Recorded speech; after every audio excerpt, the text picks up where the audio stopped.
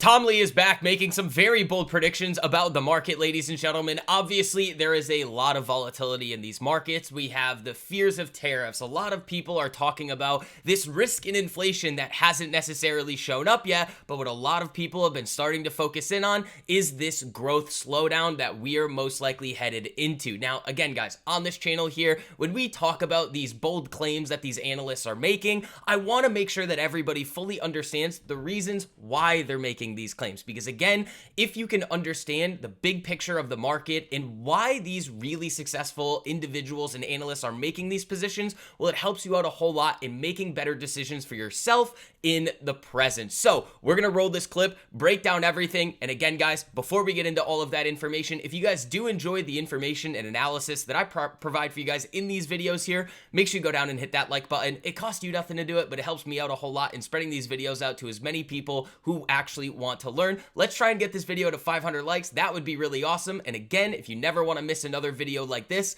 make sure you hit that subscribe button and turn on notifications. But without further ado, let's roll the clip. Right now, from the shorter lens, this incoming administration, I think, is doing things that look very disruptive at the moment, but I think structurally are really positive, because it's a path for U.S. deficit to normalize, and I think indeed animal spirits are coming back, even though things like these consumer confidence reports don't show it. And we know that there is tangible drivers of productivity, including AI, in front of us, that justify investors allocating capital. And of course, there's still plenty of disruption ahead, including crypto. And I think Bitcoin is still our favorite idea for this year.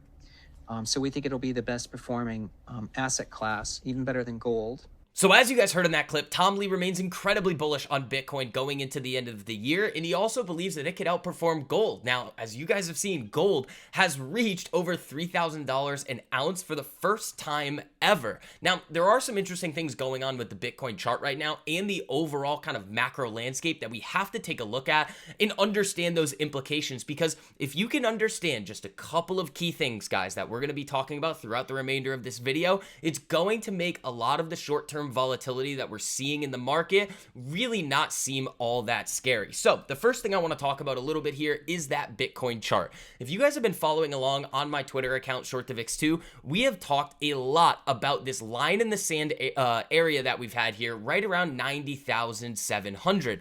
We were marking out this prior all-time high zone. If you were able to remain above this area here, like we did many times before, you could remain short to medium term bullish on Bitcoin. But if we were to start breaking down below, then you would start to have to maintain a little bit of a bearish stance. And that's exactly what we saw. We saw this break, a retest of that prior all-time high zone, and then another significant move to the downside. Now, if you're looking at this chart right now and Bitcoin potentially shifting into a downtrend, why would somebody like Tom Lee, who is very successful and has made a lot of really correct and awesome predictions over the last few years, why would he be looking at this and saying we are still very, very bullish on Bitcoin moving forward? Now, a lot of it has to do with this chart right here.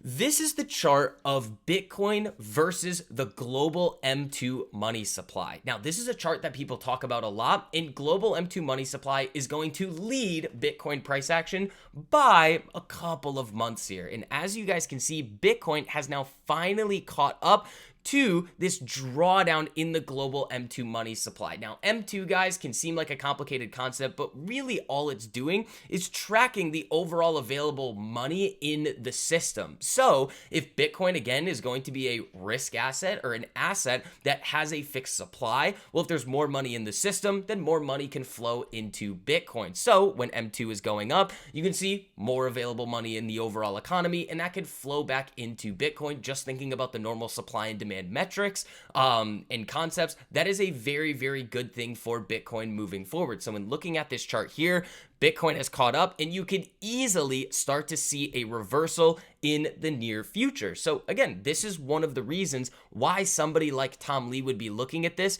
and saying, okay, this could be the time to be starting to either buy more Bitcoin or to really kind of focus in on the movements that could be coming to the upside in the near future. Now, I want to shift our focus a little bit to some of the other macro points that Tom Lee has been starting to make.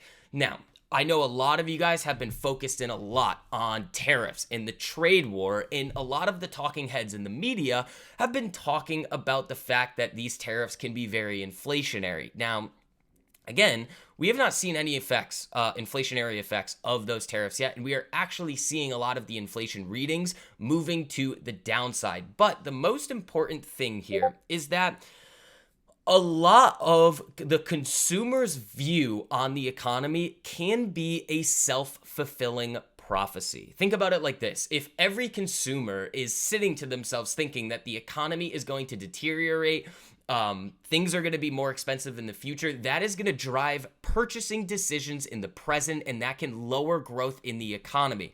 One of the things that I want to point you guys towards is the U-Michigan one-year inflation expectations by party affiliation. So we saw this number, this headline number come out on Friday, where the overall number, the headline expectation for inflation for a year is 4.9%. The Democrats said 6.5%, the Independents said 4.4%, and the Republicans said 0.1% inflation over the next year here. So, me personally, I don't think any of those numbers are correct, but this can easily drive purchasing decisions. If you think that the prices of goods and services are going to be moving to the upside in the near future, well, you're going to be a lot smarter and a lot more cautious with where you're spending your money in the present. Also, you have to think about the relationship between an employee and their employer. If all these people think that prices are going to be going up, obviously, the most rational decision that these employees can then make is then to go ask their employer for a raise. Now, the employer has an interesting decision there that they have to make. They can either give them that raise to a lot of different employees there, and their margins are going to start to shrink, or we could start to see even more mass layoffs than we have already seen. Now, this is just one of the elements here that you need to look at, and we're going to get to a conclusion here. I want to make that clear. Towards the end of the video, we're going to have a conclusion about what happens next, because these self-fulfilling prophecies lead somewhere, and that place is really important.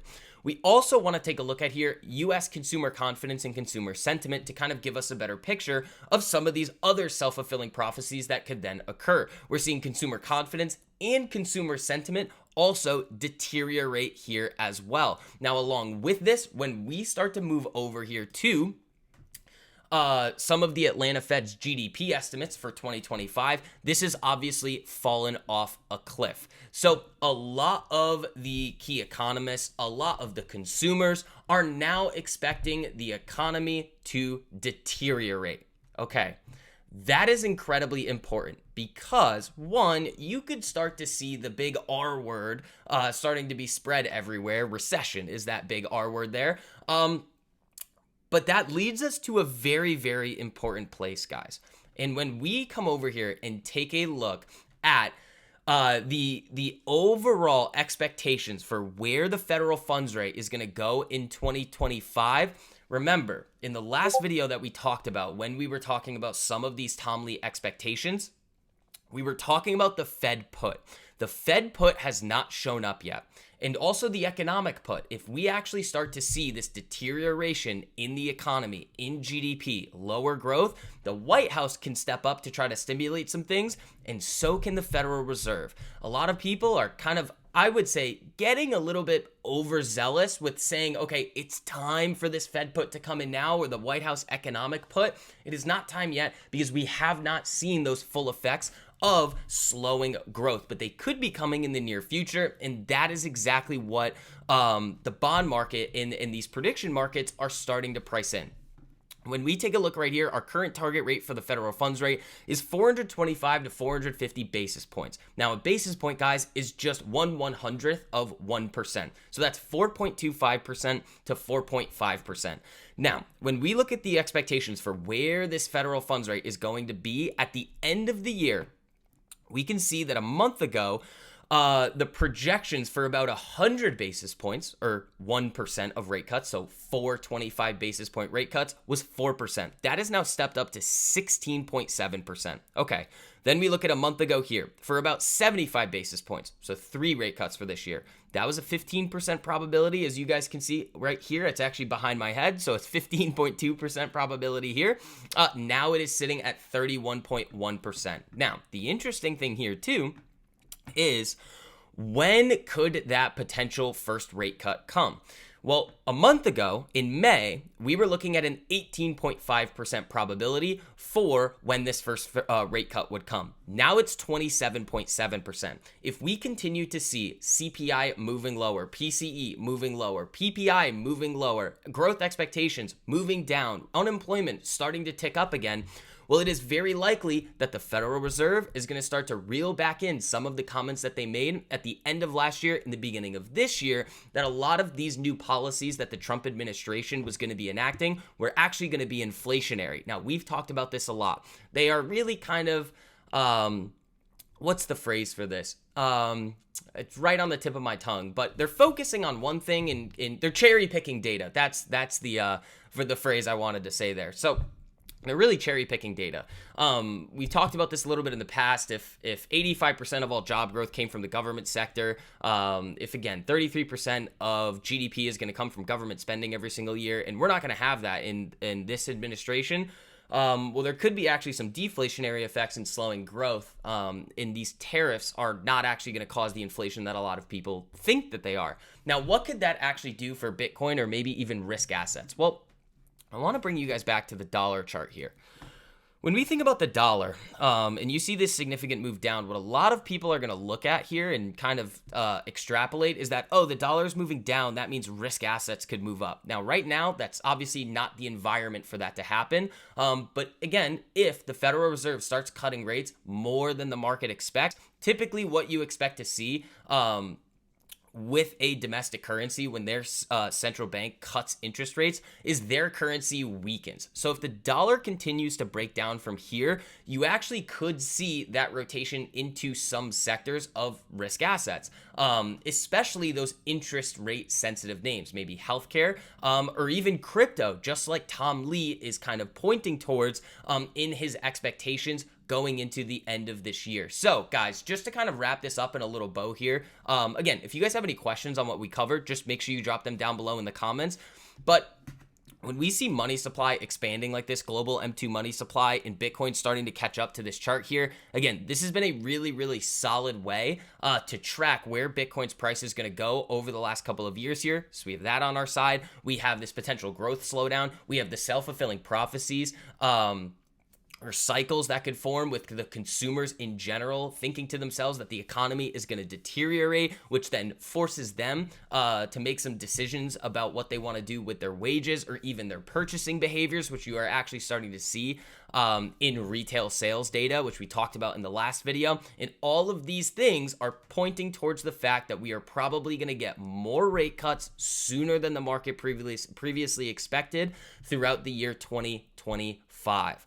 And that could lead to Bitcoin rallying back to the upside. But again, the overall equity market can still remain volatile. So team, that is going to wrap up this video here. Again, if you did enjoy the information and analysis I provided for you guys in this one, make sure you guys go down and hit that like button. It costs you nothing to do it, but it helps me out a whole lot in spreading this information out to as many people who actually want to learn. If you never want to miss another video like this, make sure you are subscribed and turn on notifications. But other than that, guys, I will see you in the next one.